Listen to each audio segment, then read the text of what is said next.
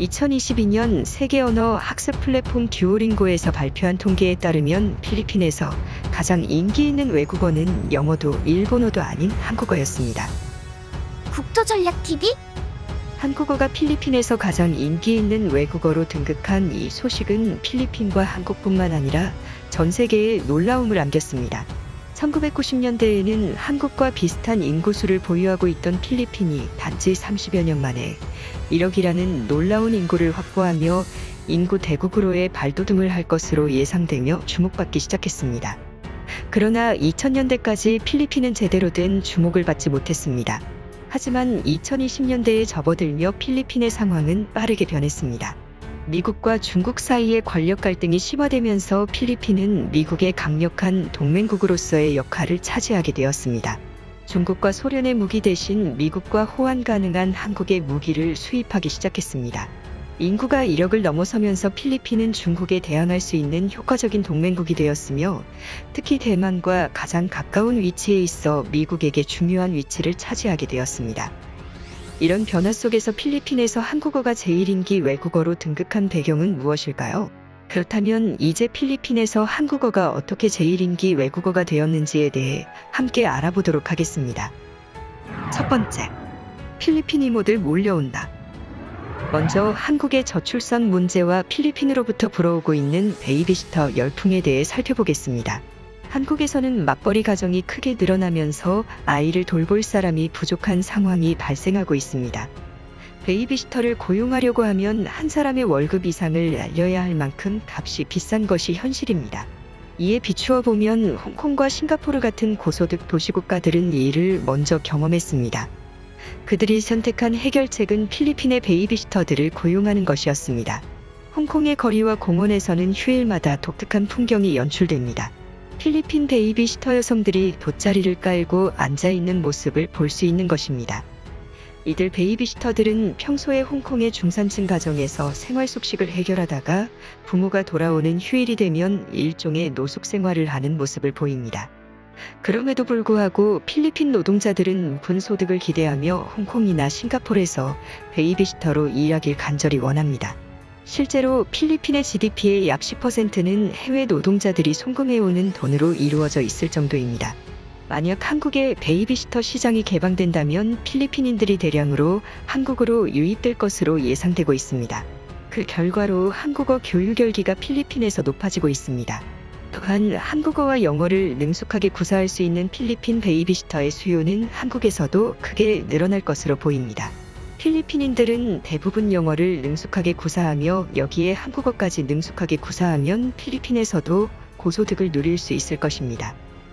이로 인해 한국어는 이제 단순히 한류의 영향으로 인한 교육 열기가 아니라 진짜 먹고 살기 위한 생존의 언어처럼 변모되는 상황입니다. 두 번째, 우수한 동남아 인재들이 온다. 필리핀이 한국어 열풍에 휩싸인 건 이미 몇 년 전의 이야기인데 그 이유 중 하나는 앞서 살펴본 한국에서 베이비시터로 일할 수 있는 기회 등 취업 시장이 열릴 가능성이 높아지고 있는 이유로 볼 수 있습니다. 하지만 이 베이비시터와 같은 직업을 가졌다고 해서 그저 평범한 사람일 것이라 생각하면 큰 착각입니다. 그들 중 대부분은 필리핀 내에서도 교육 수준이 높은 엘리트 계층이기 때문입니다. 그들의 목표는 한국으로 와서 벌어들일 수 있는 높은 월급입니다. 필리핀의 평균 월급은 월 100만 원이 되지를 않습니다. 약 40만 원 미만의 월급을 받고 있는데요. 충격적이게도 한국 입주 베이비시터의 경우 월급이 350만 원에서 400만 원의 시세가 형성돼 있습니다. 필리핀 베이비시터의 경우 월 200만 원으로 확 낮아지게 되는데 이 같은 연봉은 필리핀에서도 중산층 이상에 속하는 상류층의 급여 수준으로 볼 수 있습니다. 이러한 필리핀 베이비시터 외에도 많은 직종에서 동남아시아의 우수 인재들이 몰려온다는 점입니다. 외국어를 할 줄 알고 어느 정도 배운 사람들이 한국으로 오는 것인데 그런데 더 놀라운 건 이들 중 많은 사람들이 한국에 정착하려는 경향이 있다는 사실입니다. 그들에게 한국은 그들의 능력을 최대한 발휘할 수 있는 무대로 동남아시아의 우수한 젊은이들이 한국에 정착하게 돼 아시아에서 가장 똑똑한 나라이자 부지런한 사람들이 모여 사는 나라가 바로 한반도가 되고 있는 것입니다.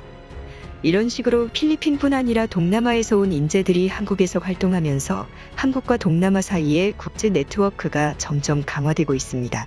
만약 동남아시아에서 한국인과 결혼해 2세 자녀를 낳게 될 경우 그들의 할머니, 할아버지는 필리핀 혹은 동남아시아 사람들이 되는 셈인데 그들이 성장한 나이가 됐을 때쯤이면 필리핀이나 동남아시아 각 국가들은 단순 개발도상국에서 중진국으로 진입하는 경제성장이 무르익은 아주 부유한 할머니, 할아버지를 둔 사람이 될 수 있는 것입니다. 이런 흐름이 계속된다면 한국의 미래 성장은 더욱 밝아질 가능성이 높습니다. 물론 이런 이야기가 실현되려면 사회적 통합에 많은 노력이 필요합니다. 세 번째, 한국산 제품 많이 수입해갈 나라 필리핀. 필리핀이 한국에게 선사할 수 있는 기회는 어마어마합니다. 왜냐하면 그들의 국내 소득 수준이 해외 인재 수출을 통해 빠르게 높아지고 있기 때문입니다. 자동차 보급률에서 시작해 보겠습니다. 아시다시피 필리핀은 인구가 1억이 넘는 큰 나라인데 아직도 자동차 보급률이 현저하게 낮습니다. 반면에 한국은 2022년 기준으로 인구의 절반이나 되는 사람들이 자가용을 보유하고 있습니다. 심지어 도시국가인 싱가포르도 10명 중 1명이 차를 가지고 있습니다. 그런데 필리핀의 자동차 보급률은 불과 4.5%로 이상하리만큼 낮습니다. 그런데도 불구하고 이 나라의 자동차 시장은 지금부터 폭발적으로 성장할 준비를 하고 있습니다. 왜냐하면 국토가 넓고 섬이 많은 필리핀에서 자동차로 이동하기에 많은 제약이 되었던 문제를 해결하기 위해 섬과 섬 사이를 연결하는 다리 건설과 고속도로망 확충이 활발하게 진행되고 있기 때문입니다. 그렇게 되면 자연스럽게 자동차에 대한 수요가 증가하게 됩니다. 현재 필리핀은 두테르테 행정부 이후로 빌드라는 내수경기 부양 정책을 이어가고 있습니다. 도시 기반 인프라를 확충하면서 주거 환경이 열악한 필리핀 주민들에게 단독주택을 제공하는 프로젝트도 확산되고 있습니다. 이런 변화들이 모여 자동차 시장은 더욱 커질 가능성이 높습니다.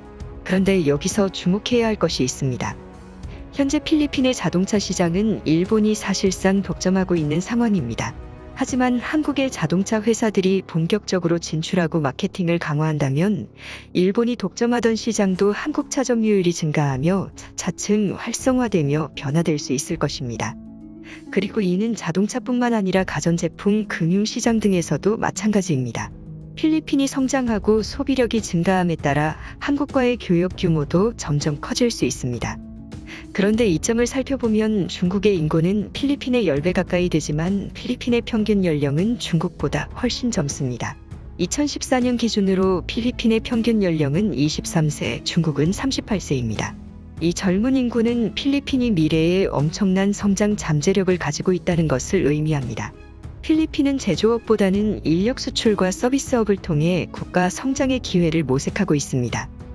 이런 상황에서 한국이 필리핀에 지속적으로 제조업 제품과 공산품을 공급해 줄 수 있다면 이는 무척이나 매력적인 상황이 될 것입니다. 네 번째, 국제적인 국가 변모하는 한국. 한국이 거대한 변화의 동력을 얻고 있음은 분명합니다. 우리는 이제 한반도에서 뻗어나가 세계를 향해 나아가는 코스모폴리탄 국가로 점차 모습을 드러내고 있습니다. 우리의 경제력은 눈부시게 성장하고 이에 따라 젊은 힘, 새로운 아이디어, 다양한 능력이 요구되는 노동시장이 펼쳐져 있습니다. 한때 우리의 역사는 어두웠습니다. 과거 조선시대에는 하층민들이 저임금 노동에 매몰되었고 이는 국민들의 삶의 질을 저하시켰습니다. 조선 후기에는 많은 백성들이 신분해방을 바라며 외세에 저항하는 의지가 떨어졌습니다. 하지만 지금은 다릅니다. 서구 열강들이 그렇듯 우리도 적극적인 노동력 수입 정책과 이민 문호를 개방함으로써 국가적인 성장을 이룩해 나가고 있습니다. 더불어 사회적 성숙을 위한 노력도 병행하고 있습니다. 그럼 이제 우리는 어떤 선택을 해야 할까요? 과연 우리는 국제적인 강대국으로 비상할 수 있을까요? 아니면 고립주의와 혈통주의에 매몰되어 조선 왕조와 같은 몰락의 길을 걸어가게 될까요? 이에 대한 답은 다행히도 우리의 문화를 통해 찾아갈 수 있을 것입니다. 한류의 세계적 확산으로 인해 전 세계에서 많은 사람들이 한국에 대한 관심을 가지고 여기서 살아가고 싶어하는 사람들이 늘어나고 있습니다. 이는 바로 우리가 갖춰야 할 힘과 방향성을 보여주는 것입니다. 그렇다면 이제 우리는 어떻게 사회 시스템을 개선해 나가야 할까요? 한국의 미래를 위해 여러분의 생각을 댓글로 공유해 주세요. 그럼 국토전략TV 오늘의 영상은 이것으로 마치겠습니다. 시청해주셔서 감사합니다.